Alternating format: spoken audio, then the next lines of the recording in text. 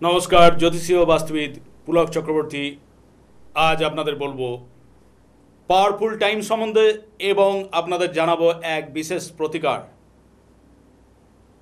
যা আপনার ভাগ্যকে উন্নতির চূড়ান্ত জায়গায় নিয়ে যেতে পারে, যা আপনার ভাগ্যকে এমনভাবে পরিবর্তন করতে পারে যা এর আগে অন্য কোনো জায়গায় অন্য কোনো প্রতিকারের মাধ্যমে আপনার সম্ভব হয়ে ওঠেনি। প্রথমত যে পাওয়ারফুল টাইম সম্বন্ধে আমি আজকে আলোচনা করব, সেটা আপনারা জানেন, যারা দীর্ঘদিন যারা আমার ক্লায়েন্ট, যারা আমার সান্নিধ্যে এসছেন, যারা আমার অনুষ্ঠান দেখেছেন টিভির অনুষ্ঠানে বা ইউটিউব অনুষ্ঠানে, তারা জানেন যে আমি পাওয়ারফুল টাইম সম্বন্ধে বলেছি যে আমাদের একটা বিষয় থাকে কি, একটা স্থান মাহাত্ম্য, সময় মাহাত্ম্য ব্যাপার থাকে।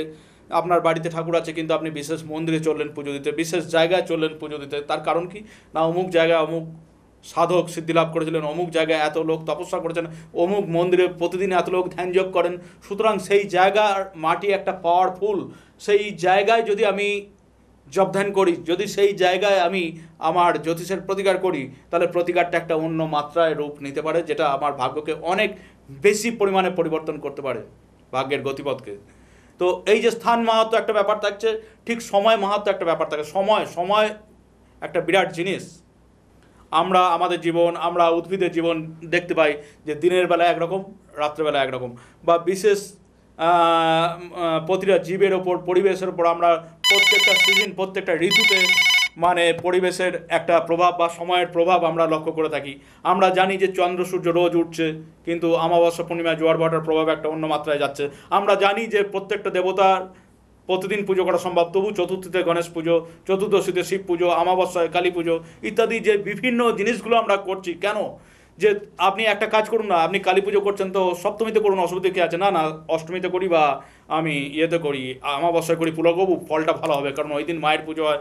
এই যে তাহলে সময় মাহাত্ম্য আপনারা ধরছেন, ঠিক তেমনি জ্যোতিষের প্রতিকারের ক্ষেত্রে একটা সময় মাহাত্ম্য থাকে।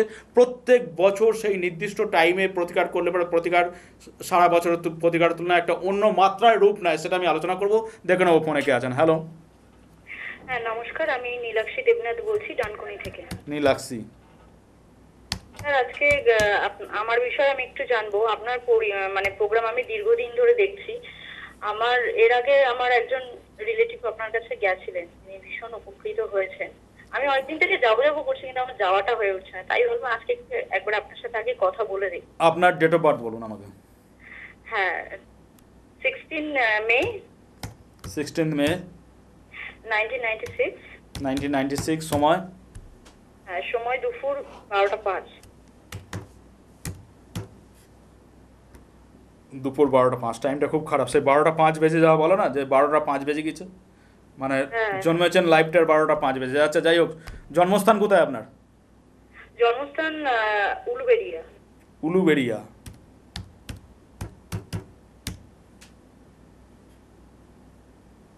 একটু ধরুন।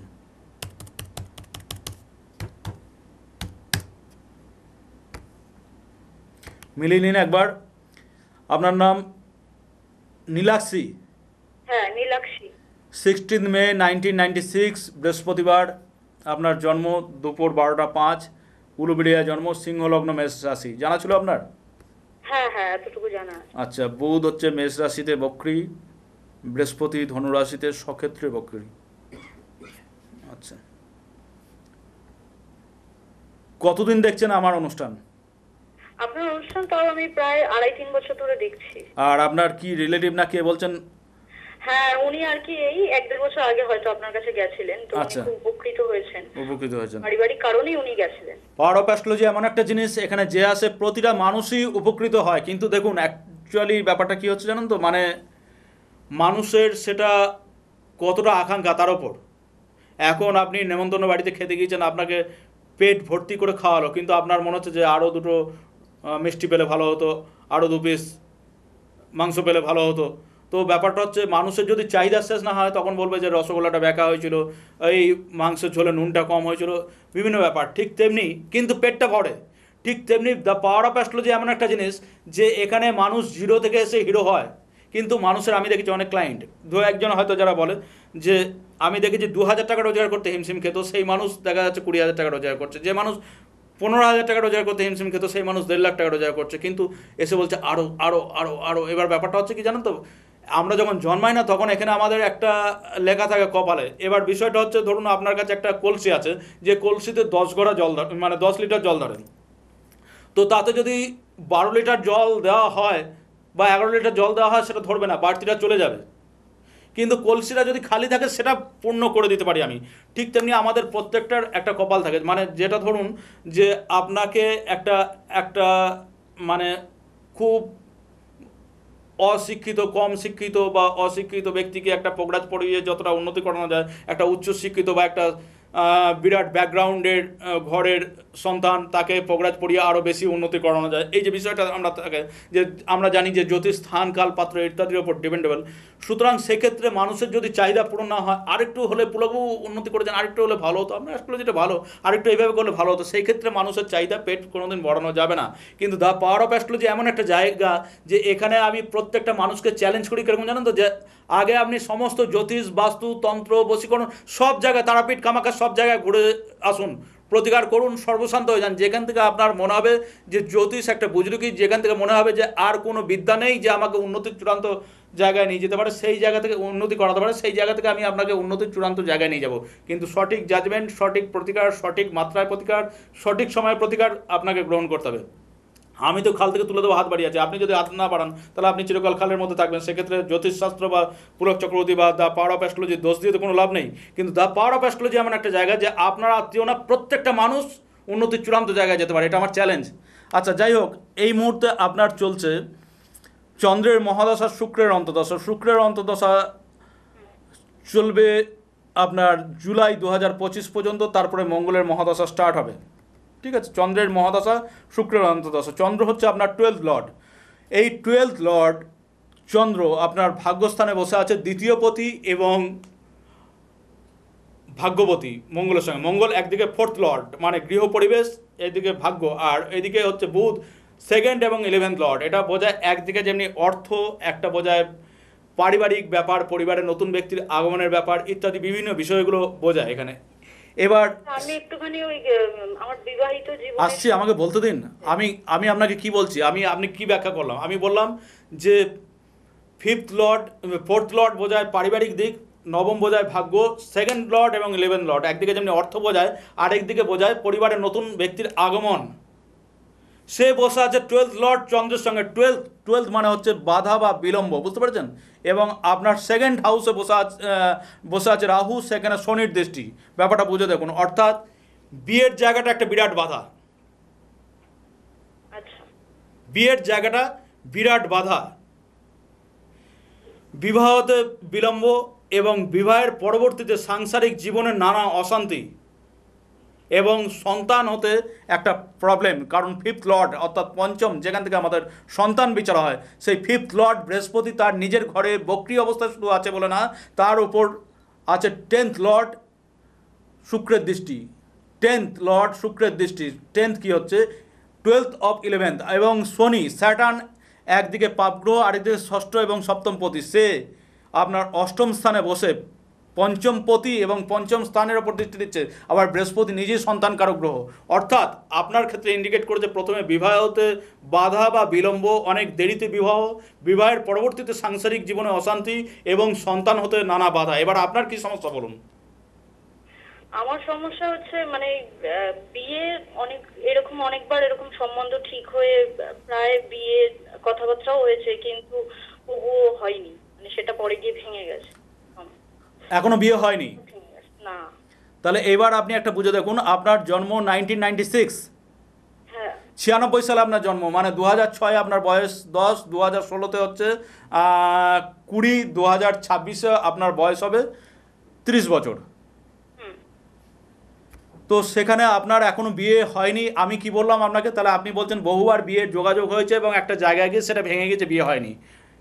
এবং আমাদের মানে পরাশরমণি কি বলেছেন, যে বৃহস্পতিকে অ্যাকচুয়ালি মানে আমরা সন্তানকারক গ্রহ ধরি, কিন্তু বিয়ের সম্বন্ধে একটা ডেফিনেশন দেওয়া আছে যে পুত্রাত্ম কিয়াতে ভার্যা, অর্থাৎ পুত্র লাভের জন্য আগে বিবাহ করা হতো। তাহলে সেখানে আমি আপনাকে কি বললাম, যে বিবাহে বাধা, বিবাহের মানে বিবাহে বাধা, যেটা আপনার অলরেডি চলছে। তারপরে কি বললাম যে বিবাহের পরবর্তী জীবনে নানা অশান্তি এবং সন্তান হতে বাধা, এবং আপনার যে এতটা বয়স হয়ে গেল বিবাহ হতে বাধা হচ্ছে, তাহলে আপনার সন্তানও বিলম্ব, হুম। তাহলে আপনার বিয়ের জায়গাটা তো ডিস্টার্ব করছে। তাহলে এই জায়গাটা কি করে আপনি মেকআপ করবেন? এখানে একটা ব্যাপার হচ্ছে যে ভগবান একবার একটা ব্যক্তিকে বলেছিল যে তোকে একটাই বর দেবো, মানে সেই ব্যক্তি অবিবাহিত ছিল, বুঝতে পেরেছেন তো? হ্যাঁ। মানে বড় বড় জ্যোতিষী তাকে বলে দিয়েছে তোর কোনোদিন বিয়ে থাওয়া হবে না। তাহলে বিয়ে থাওয়া হবে না মানে সন্তান হবে না, এবং হতদরিদ্র লোক ছিল। তা ভগবান তাকে যখন বলছে যে তোকে একটাই বর দেবো, একটার বেশি বর চাইতে পারে না, তখন সে বলল যে আমি যেন আমার নাতিপুতির সঙ্গে সোনার থালায় বসে ভাত খেতে পারি। মানে ব্যাপারটা বুঝতে পারছেন? ও কিন্তু বিয়ে থাওয়া চাইলো না, টাকা পয়সা চাইলো না, সোনার থালায় ভাত খেতে পারে যার অসম্ভব টাকা পয়সা আছে। এবং নাতিপুতি সহ, কার নাতিপুতি থাকে? যার ছেলেপেলে থাকে। কার ছেলেপেলে আছে? যার বিবাহ হয়েছে। হুম। তাহলে ব্যাপারটা হচ্ছে এই জায়গাটাকে যদি আপনাকে ঠিক করতে হয়, তাহলে দ্য পাওয়ার অফ অ্যাস্ট্রোলজির সাহায্যে প্রথমে অষ্টমে শনি এবং কেতুর পাওয়ারটাকে নাশ করতে হবে, এবং আপনি একটা পোগরাজ 4.5 থেকে 5 ক্যারেট একটা পোগরাজ ইমিডিয়েট সোনায় বাঁধিয়ে বৃহস্পতিবার ডান হাতের তর্জনীতে আপনি ধারণ করুন। 1 বছরের মধ্যে আপনার বিবাহ হবে। 1 বছরের মধ্যে। যদি না হয় আমি জ্যোতিষ ছেড়ে দেবো, এটা আমার চ্যালেঞ্জ। আচ্ছা স্যার, আপনার মানে চেম্বারে যাওয়ার কি প্রয়োজন আছে? কোনো আসার দরকার নেই।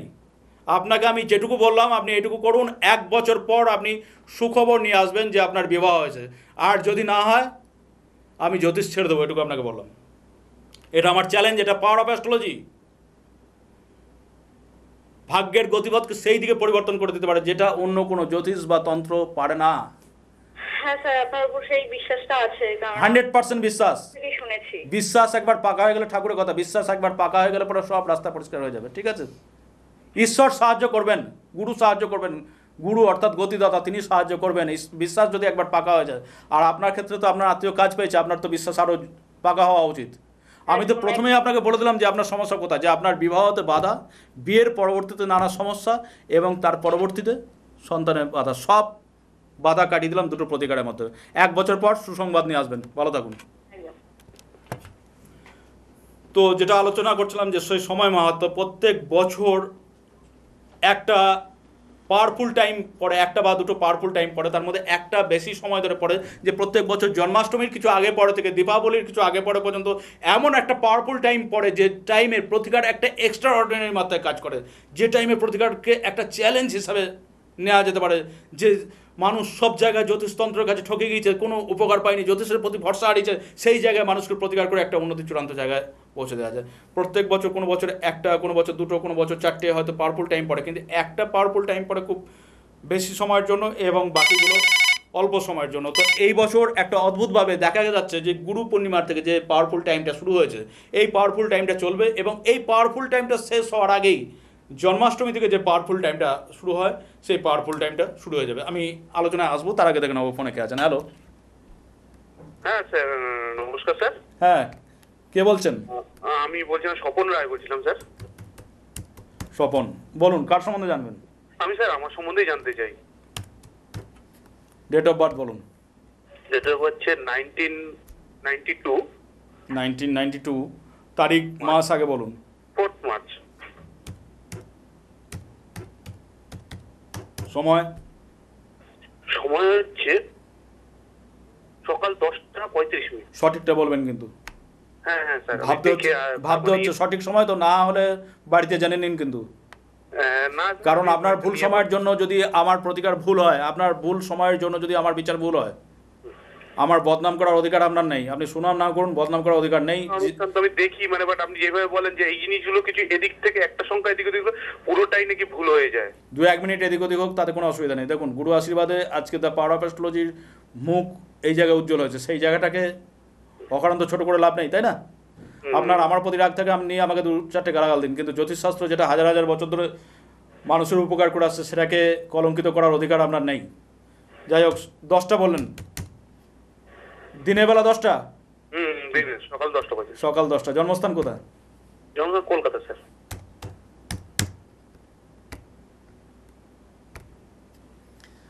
স্বপন, 4th মার্চ 1992, বুধবার, সকাল 10টা, কলকাতায় জন্ম, বৃষ লগ্ন, কুম্ভ রাশি। জানেন? না স্যার, আমি সেরকমভাবে কাউকে সেরকম ইয়ে করিনি, কিন্তু আপনার অনুষ্ঠান বহুদিন ধরে ফলো করি, দেখাবো দেখো করে করে আমি কোনো সময় জানি না। আমার মা বাবা হয়তো জানে, কিন্তু আমি বৃহস্পতি সিংহ রাশিতে বকরি। হুম। অনুষ্ঠান ফলো করেন মানে জ্যোতিষশাস্ত্র আলটিমেট বিশ্বাস করেন। হ্যাঁ হ্যাঁ হ্যাঁ হ্যাঁ হ্যাঁ। আর জ্যোতিষের বিষয় করি, মানে আমি আপনার অনুষ্ঠানটা দেখি অন্যদের থেকে মানে পুরোটাই আলাদা। হুম আপনি যে কোনো জিনিসের ব্যাখ্যা বা সঠিকভাবে ইয়ে করে সেই জিনিসটা পরখ করেই আপনি বলেন। হুম অন্যদের মতন যেই না যে আপনি মানে হাওয়ায় কথা বলে দেন। হুম অ্যাকচুয়ালি দেখুন, বিষয়টা হচ্ছে সব কিছু একটা ফর্মুলায় চলে। যদি আপনি অঙ্কের ফর্মুলা ঠিক ঠিক করেন তাহলে বারবার 2 2 4ই হবে। লজিক্যাল ব্যাপারগুলো রয়েছে, ঠিক আছে। অন্যদের মধ্যে খুঁজে পাই না। হ্যাঁ, এখন ব্যাপারটা হচ্ছে ধরুন কীরকম বললাম, এই যে জন্ম সময়ের ব্যাপারটা, ধরুন আপনি যদি আপনার শরীরের ব্লাডের জায়গায় আমার ব্লাডটা দিয়ে দেন, তাহলে পরে আপনার শরীরে কী রোগ আছে সেটা ধরা পড়বে না। এবং আপনি যদি বলেন যে আমার কোনো রোগ আপনি ধরতে পারলেন না, আমার সঠিক ওষুধ দিলেন কাজ হলো না, সেটা আলাদা ব্যাপার। যার জন্য date of birth, birth time এগুলো অ্যাকুরেট থাকা দরকার। এবং যাদের ক্ষেত্রে নেই তাদের ক্ষেত্রে হাতের রেখার উপর বিচার হয়, অন্যান্য বিচার পদ্ধতি আছে, সেগুলো আলাদা ব্যাপার। কিন্তু সময়টা না দেওয়ার থেকে না দেওয়া অনেক ভালো, কিন্তু ভুল দেওয়ার থেকে না দেওয়া অনেক ভালো। কিন্তু জন্মের সময় যত আপনি সঠিক দিতে পারবেন তত আপনার ক্যালকুলেশনটা সঠিক হবে। দেখুন, একটা জিনিস হচ্ছে যে আপনার থার্ড লর্ড চন্দ্র দশমে বসে আছে রবির সঙ্গে এবং বৃহস্পতি দ্বারা দৃষ্ট।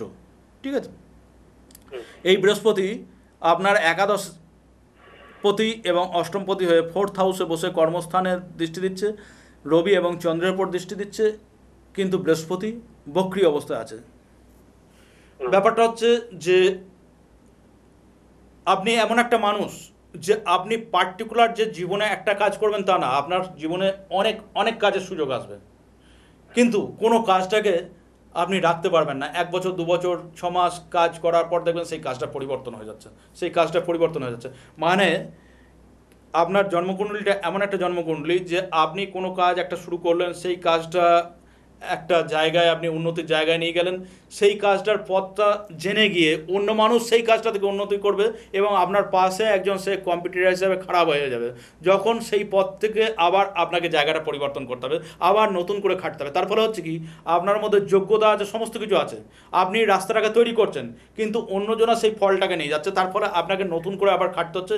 এবং এইভাবে যদি চলতে থাকে, এখনও আপনার বয়স যথেষ্ট কম, কিন্তু একটা টাইমের পর আপনি যথেষ্ট হতাশ হবেন।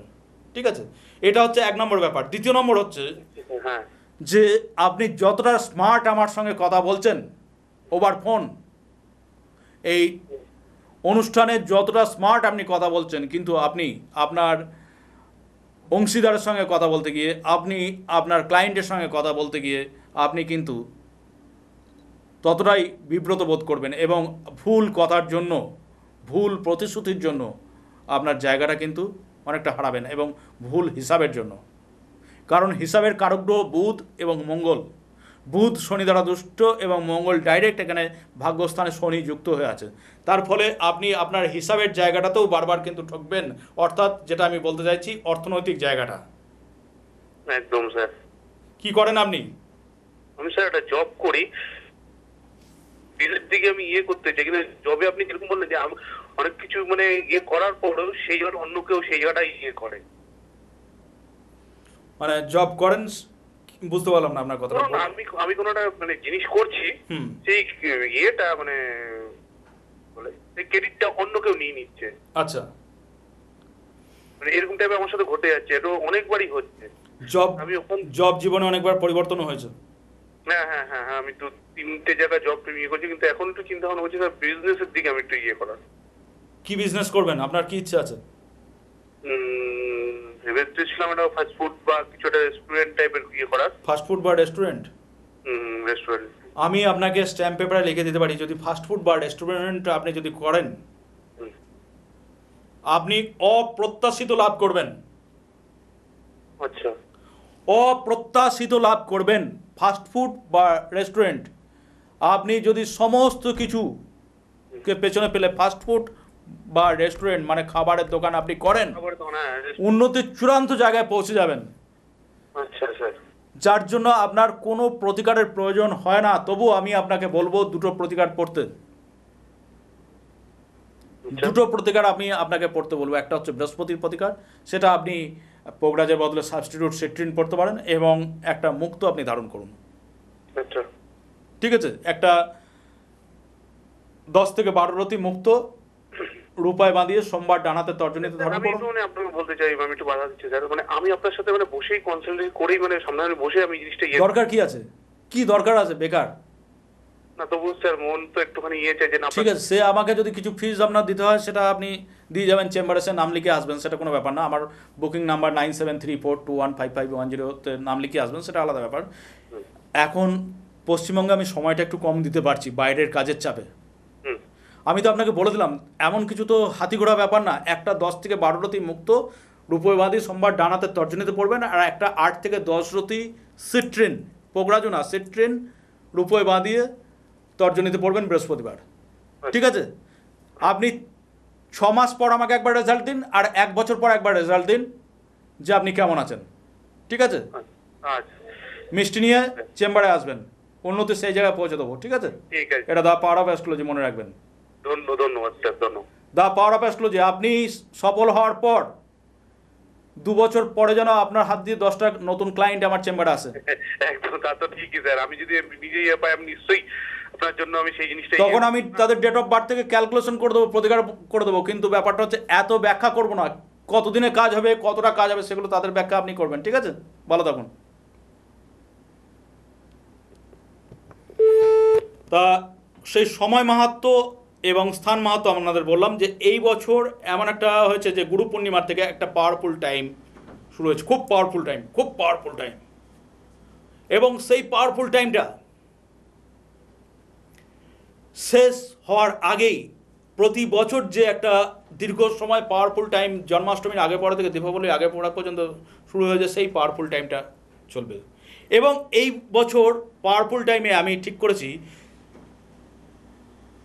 এই গুরুদেবের স্থানে আমি গিয়েছিলাম, সেখান থেকে আমি একটা বিশেষ আইডিয়া নিয়ে এসেছি যে এই দ্য পাওয়ার অফ অ্যাস্ট্রোলজির প্রতিকারের সঙ্গে, দ্য পাওয়ার অফ অ্যাস্ট্রোলজির প্রতিকার, এই যে রত্ন উপরত্ন প্রতিকারের সঙ্গে বাস্তু এবং ফেংশুয়ের এমন এক মিশ্রণ ঘটাবো,